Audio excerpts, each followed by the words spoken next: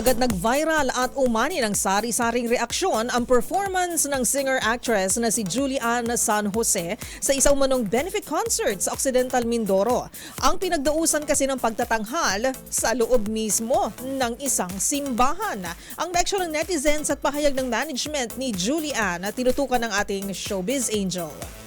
Agad nag-sorry ang management ng singer na si Julian San Jose matapos umani ng batikos online ang naging performance nito sa loob ng isang simbahan sa Occidental Mindoro. Sa nag-viral kasing video, mapapanood ang pag-awit ni Julian ng Dancing Queen at The Edge of Glory, bagay na di nagustuhan ng marami. Anila, kailan pa raw naging concert venue ang isang sagradong lugar gaya ng simbahan? Kawalan daw ito ng respeto. May pumuna ring hindi angkop ang kasuotan ng singer-actress. At may netizen ding nagsabi na wala naman sanang masama sa naging pagtatanghal nito kung worship song ang kanyang napiling awitin. Habang may ilan ding tila ipinagtanggol si Julie at nagpahayag na ang dapat daw inuusisa rito ay ang nag-organisa ng naturang palabas.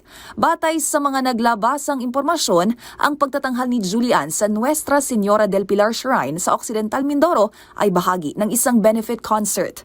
Samantala, sa inilabas namang pahayag ng Sparkle GMA Arts Center, humihingi sila ng paumanhin sa lahat ng mga di nagustuhan ng pagtatanghal, gayon din sa kanilang talent na si Julian na ginawa lang daw ang kanyang trabaho. Inaako raw nila ang responsibilidad sa nangyari at iginiit na walang intensyon ang singer na bastusin ang simbahang katolika gayon din ang mga miyembro nito.